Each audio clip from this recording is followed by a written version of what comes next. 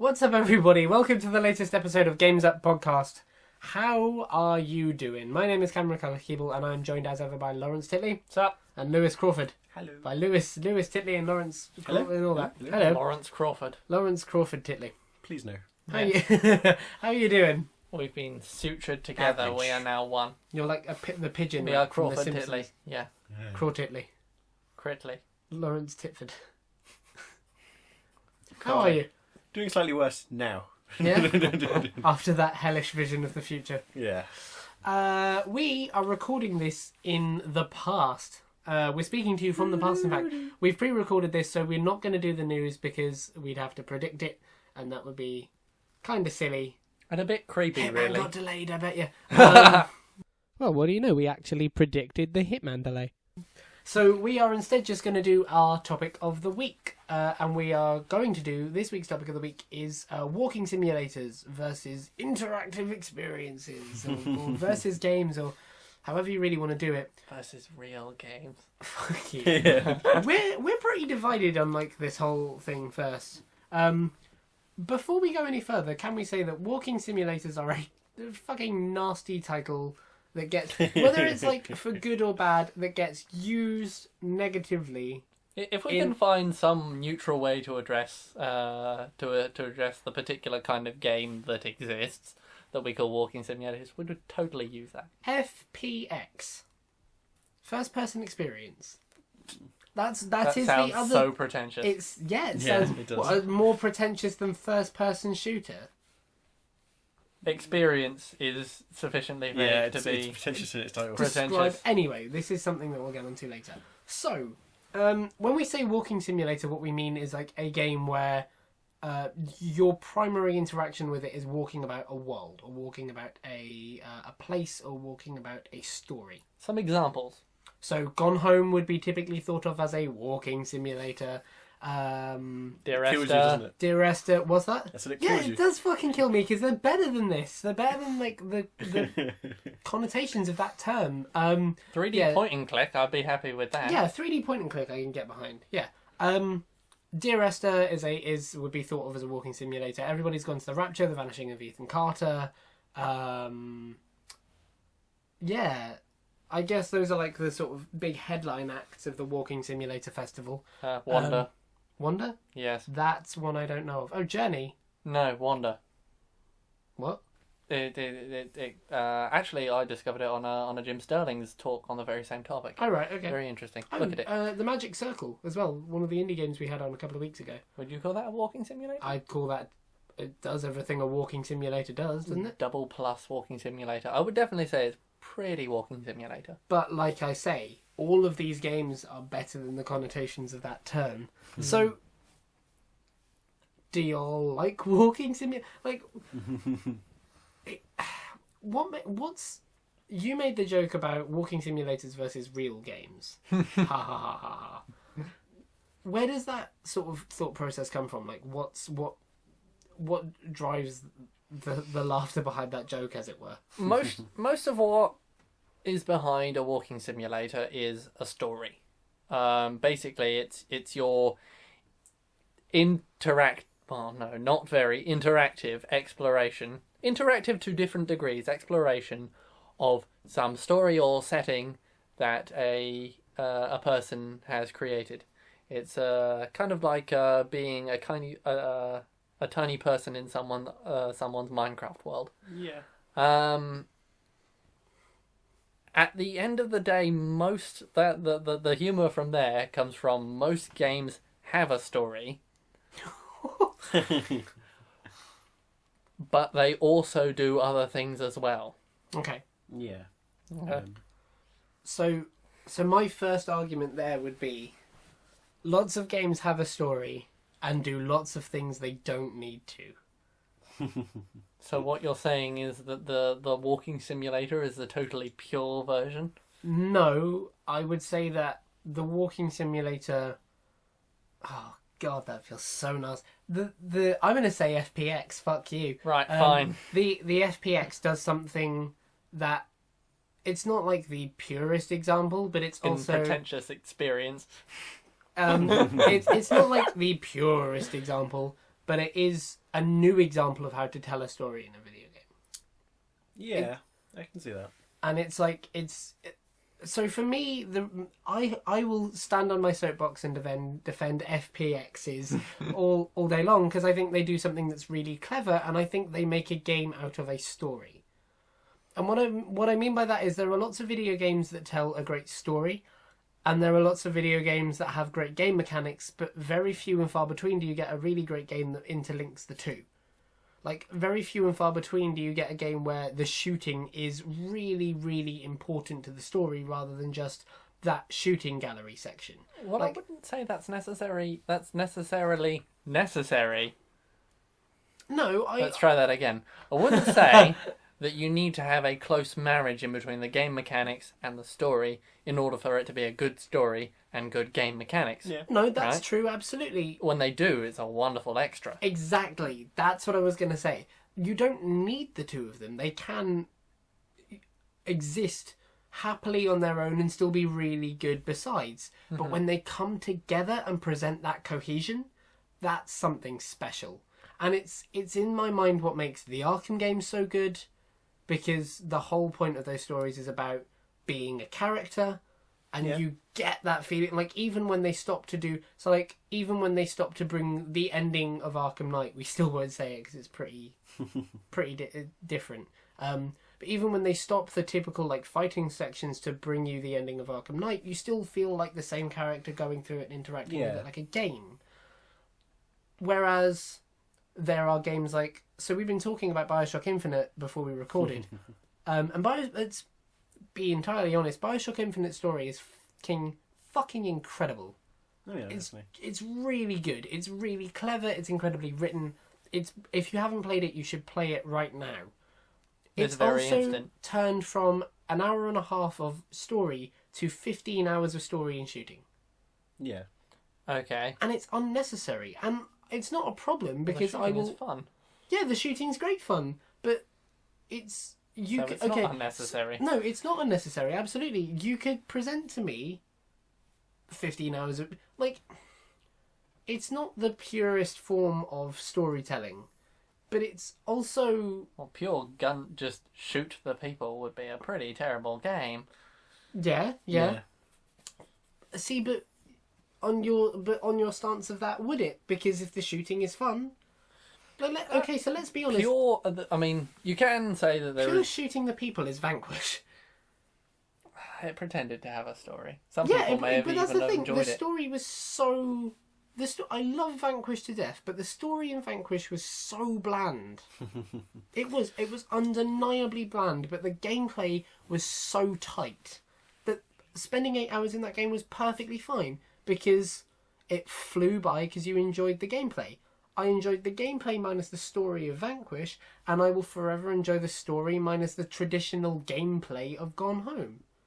Because one substitutes the other. I think the problem I have with most of the walking sims is that they always... You can argue that their stories are different. And no, sorry, that sounds wrong. They all come from the same direction. They all come as you are a stranger or you're a person looking at a mystery. Okay, yeah. Which is a little formulaic to begin with. Yeah, and I think we need to see if walking sims are going to become this kind of like other kind of way of telling a story, they need to tell more than just mysteries. Okay. Because, pretty much all the games you can name that fit under the walking sim FPX category are in that kind of like mystery, detective, unsure what's going on. Yeah, that's finding out the story kind of thing. See, but if you say that, if you take away the mystery aspect of it, if you take away the actual like story aspect of it, because really, like, if you take away the mystery, or you take away the threat, or you take away the urgency, you're really taking away the story because you're building up to what that is. Where's the urgency to continue? See, I would say I'm starting to see what you're saying now, because the fact that it's that there's a mystery, that the story isn't just presented to you, that you actually have to put in some work in order to get the story. Yeah. There is a gameplay mechanic, but it can only ever be the gameplay mechanic of you're a detective finding out the facts, right? Which is a pretty rarely pretty tight. You don't leave yourself much wriggle room for gameplay there. See, I would totally disagree, because I think... Well, have you played a walking simulator where you just walk along and the story happens? No, not where you walk along and the story just happens. But I have played different video games. I have played different FPXs where... Sorry, fuck you. I have played different... different walking simulators where you walk along and the means by which you do your detective work is radically different. Like, so the closest thing to walking along and the story just happens is kind of Journey. Like, really, Journey is a big fucking sandy world with a mountain in the distance, and you're told, go. And that's what you do. But the way in which the story is delivered to you and the experiences that you'll have finding it out and understanding and coming to know it Isn't there an obstacle path? Well, there's some obstacles and there's some things to it. The thing about Journey is there's kind of little bits of platforming, but not so much as to be like a platformer. Okay. Like, it's mostly making your way through a world, and it's great. It's really good.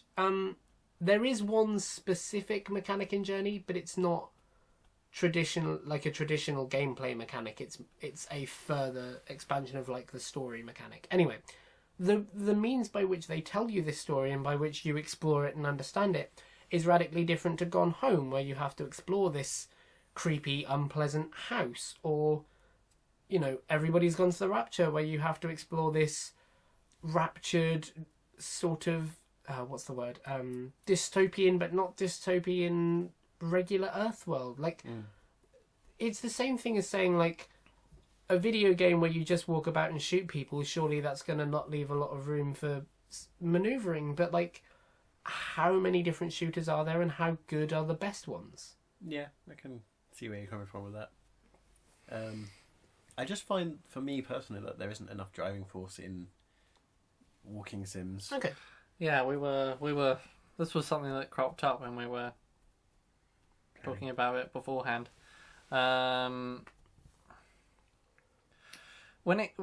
you have danger, I mean, Lewis and I were discussing what we thought like the definition of one of these experiences is. Yeah. And you mentioned that you thought that without an element of danger, it's difficult for... You'd be hard pressed to call it a whatever the hell Cameron calls it, PSX. A walking simulator. Yeah. Which there's probably some discussion in there, but for the point of argument, if we go for that as being a definition, should probably unpack the stuff before it. Okay, go nuts. What makes something like a walking simulator different from a shooter, and then in between that, or any other kind of fighter, and then in between that something like Amnesia, where there are things and they're coming to kill you, but you don't have an ability to stop them. So what's the difference between a game? What's the difference between a walking simulator and a game where your primary, like Amnesia, where your primary thing is to move? Yes. Is that fair enough to say? Well, there is definitely a driving force being put beside you. Yeah, that's true. Yeah. Because the thing is that ultimately it kind of leads to a different kind of... you can make a different story. You can, if anything, you could put it under Walking Simulator if you really wanted to. Put Amnesia there and the rest of those games like that. But they get to something slightly different, which is that they don't have to come from this mystery angle. Because of that threat or because of that push. Although Amnesia did. Amnesia 1 did, yeah. Yeah. Amnesia 2 is a little bit different, but... The Bacon Machine. Yeah. Yeah. Although you did have Amnesia, I think. It'd be difficult to, otherwise. Anyway. I think the difference is, as you say, a sense of... Because I think... Sorry. No. I think one of the reasons why it is tied into being a mystery and that is because of... is it ludonarrative dissonance again? It is the whole thing of if you started a game and it's like you are this bad guy. Yeah. And it was in this walking simulator thing, and you go around and you Well, you could kill people in this kind of walking simulator world. Maybe you're Darth Vader or something. You would feel no connection. Fuck, a Darth Vader walking simulator would be pretty cool. But you would feel no connection Darth to this simulator. character. You wouldn't feel like this character. You wouldn't feel connected to it at all. There has to be some level of investment in what the character is doing, what they're involved in. But that amount of investment can go down if what you're doing is just surviving, because surviving is something we can all get behind. But I think the problem is that a lot of the time in walking simulators, you're not just surviving. Exactly. That's why there's a higher barrier for explaining the motivations of a person. But the main anything of the game, the main game mechanic, the main this, that, the other, is the story. So there's a problem with something like Saints Row, right? Where there's an inherent story to Saints Row. Yeah. Well, there is. There's a story there. There's the player-created character for Saints Row, and there's the ridiculous ludonarrative dissonance of what that character can do. You go into Saints Row as the leader of the Saints and the gang, and if you want to, you can strip down to your nothings, buy a VTOL, fly into buildings, parachute out down onto a dinosaur. I will spit fire and jizz onto the streets until you blow up. There's a bit of ludonarrative. There's a major bit of ludonarrative dissonance regarding a player in something like Saints Row, where I have no connection at all to my female boss leader of Saints Row gang in Saints Row 3, because she's just kind of a crash test dummy. I will give you, but the thing is that Saints Row is kind of the opposite way around. It's the kind of game that you're talking about, where it's gameplay without story, and gameplay is the push. And in some ways, I don't want it to become this world where we have a set of story games and a set of gameplay games. No, I agree. Saints Row is really good, but it's just good at gameplay. Yeah, yeah. Wow. Oh, You like Saints Row, shall we say? Saints Row 4 is so good. Saints Row 4 is better than 3. Anyway, but you see what I mean? That there's this. I don't feel any connection to this character, more so because I've seen them, destroy this boss in the end of the video game. I don't have any more connection to them than I would a non-player character, but I do have a lot of connection to the character you play as in Gone Home, because I explored that story. I experienced the same thing they experienced, and I experienced it as it happened through their eyes, and had that same connection to the world that they were exploring as they did. So I could tell you a lot more and be a lot more interested about... if a Gone Home 2 was ever made, I would be crazy interested in what happened next. What did she do after she found out what happened to her sister? Did she... I'm not going to say any spoilers, because you really should play it. But does she follow up on that story? When's it set? Do people come back to the house? Does it feel radically different? I'd love that. There was a sequel to Saints Row 3. I imported my character save over and treated her as a crash test dummy again for the whole thing. And it's not a mark of one being better than the other. It's just that's what they do. Story is the absolute strength and main mechanic of Gone Home, and gameplay is the absolute strength and main story, of Saints Row. It may well be that Gone Home... I mean, what I was saying before, that you have a lot kind of higher bar of story with something like a walking simulator, because of the absence of gameplay. Yeah. And it may well be that Gone Home just merely does actually reach that bar, is actually that good. I mean, it would make sense if it were, because it's a completely pure experience. You would expect a pure tactical game to do tactics better than pure tactical with some first-person elements as well. Yeah. Here's an interesting idea.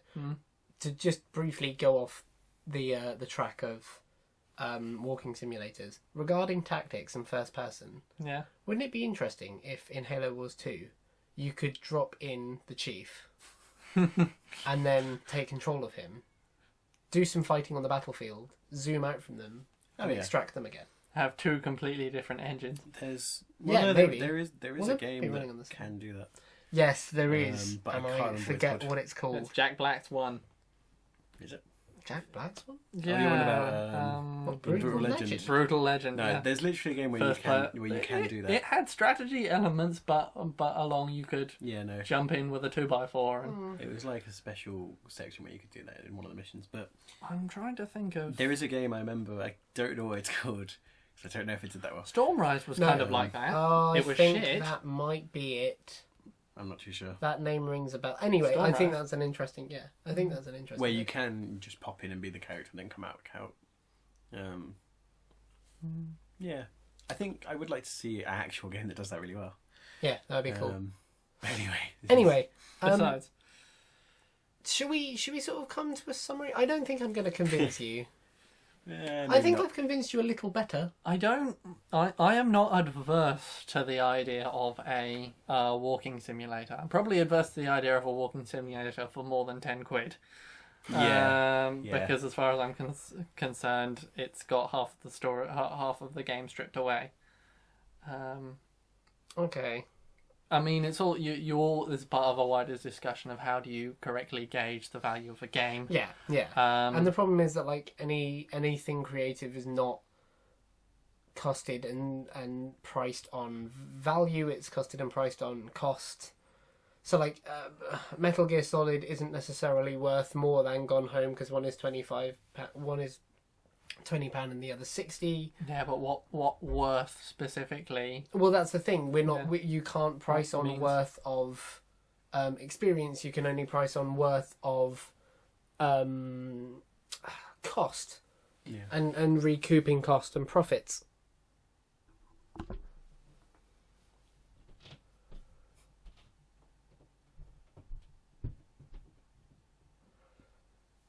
So yeah. Anyway.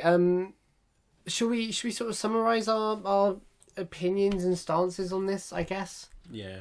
Certainly. So I'll say this. I love walking simulators as, if you want to call them that, but I prefer I prefer being referred to as like a first person experience or a 3D point and click adventure, a first person point and click. That's really cool. Because I think walking simulators have a bit of a... Ever since N Simulator came out on Steam and that whole thing is... What's the word? It's, like they're looked down on. What's another word for being looked down on? Denigrated. No, they have a reputation.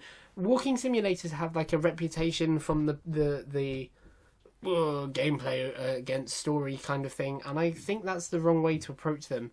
They have really changed the industry, and I hope we see a lot more of them because it's not going to stop people making Grand Theft Auto 6. So more games, please.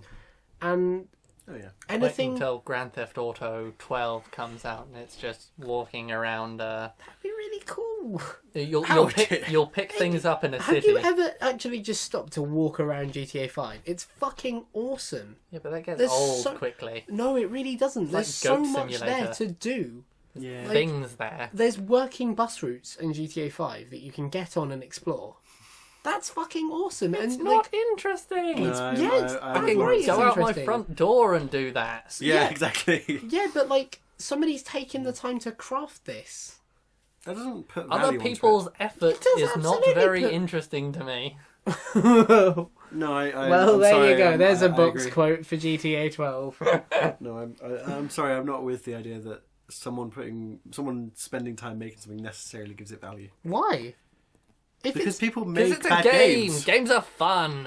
Yeah, anyway. People make terrible games. Yeah, but put their time into it. Put all their time into terrible games, and they still come out terrible. Yeah, that doesn't make the game good. No, but if you have a working thing that's not about shooting, but somebody's put a whole bunch of time into, that does add value to it. Yeah, it is interesting to see an entire working model of a city, albeit for about 5 minutes. Anyway. I agree. I really like walking simulators. I kind of think of them as like going to the movies. Like, they tend to be about 2 to 3 hours long, good ones, I'd say. Or certainly they're shorter than most, like, action games. They are a focused, concise gameplay experience that involve me and immerse me much more in the story of them than something like Gears of War, because my interest is focused on the story rather than the shooting and the strategy and the other gameplays and things. Something just occurred to me. Yes? Would you play Gone Home again and again? What do you mean by again and again? I've played it a couple of times. I've played it through a couple of times. And yeah, I'd play it through a couple more. Really? Yeah.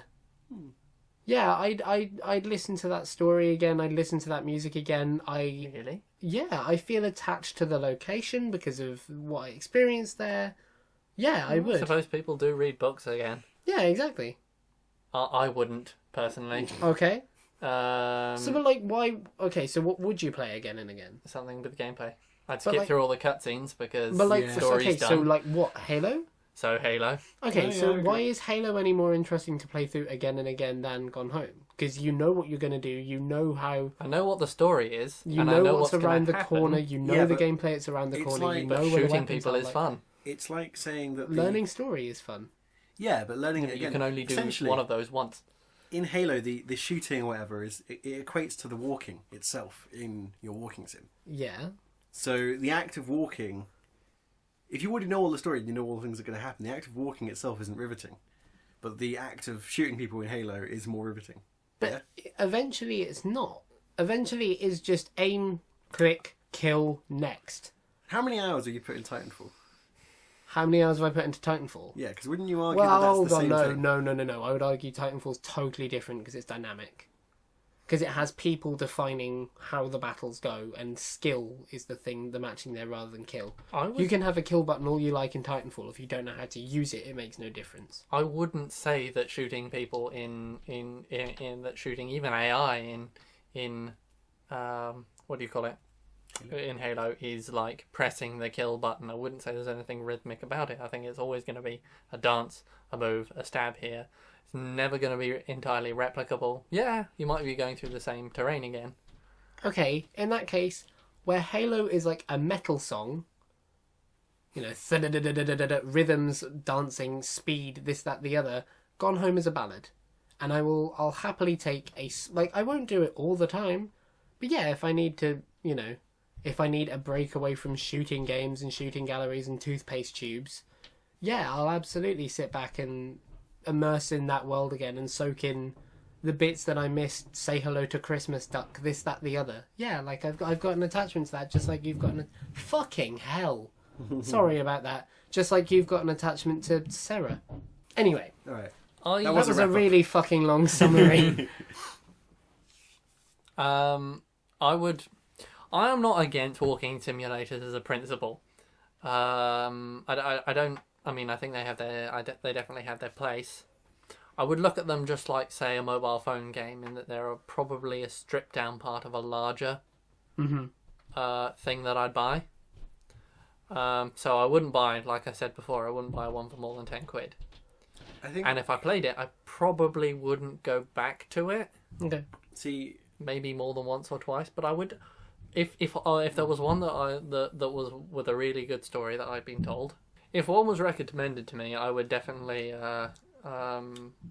if I could actually play it on Linux, I would definitely go and buy it yeah. and have a look through it. Probably wouldn't go back to it, but I'm not against them as an idea. See, the thing for me is that I have watched lots of walking sims, but I haven't played many because I tend to find that you can kind of get not the same experience, but you can get a good portion of the experience just from watching someone else play the game.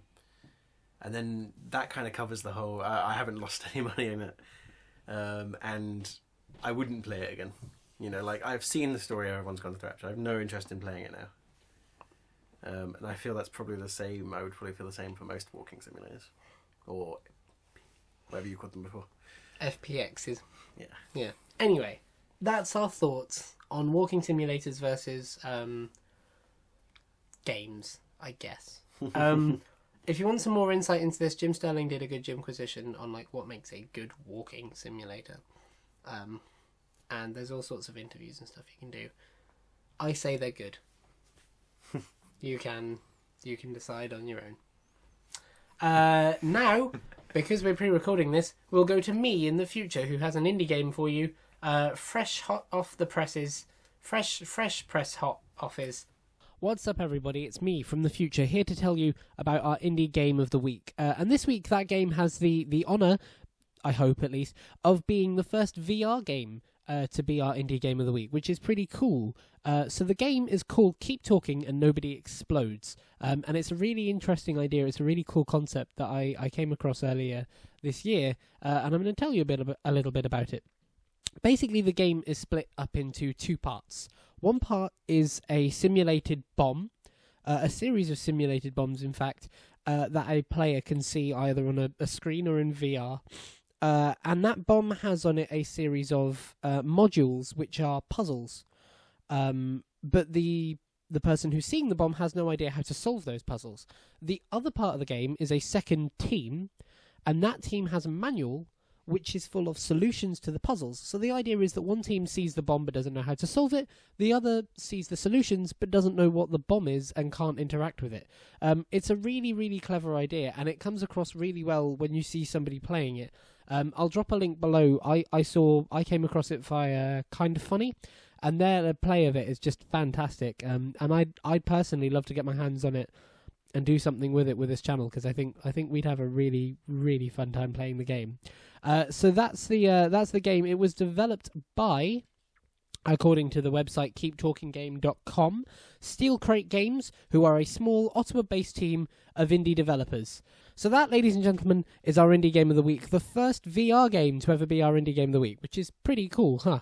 As I say, I would absolutely love to get my hands on it and do something with it on this show. I think we'd have a real good fun time playing it. But you should go out and play it now, nonetheless, because it's a great fun game. It's a really cool idea, and you should definitely watch some people play it as well, because that will really give you an idea of like how much fun the game can be. So there you go. Keep Talking and Nobody Explodes by Steel Crate Games. And now back to us in the past to round out this show.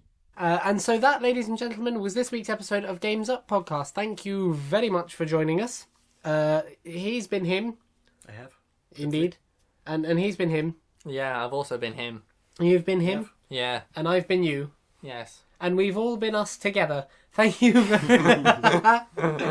And until next week, thank you very much for joining us. Come and have a look at our Facebook page. Come and have a look at our Twitter. I'll fucking do it. Like the episode and subscribe to us. Haha, you sold your soul! Like, favorite, subscribe, share on social media. Yeah. Tweet at us. You Paste know, it on your wall. literally staple it to your forehead. Put it on your MySpace. Yeah. Or Google Plus, right? Yeah. Oh, God. Yeah. And we'll see you next time. But until then, the game's up.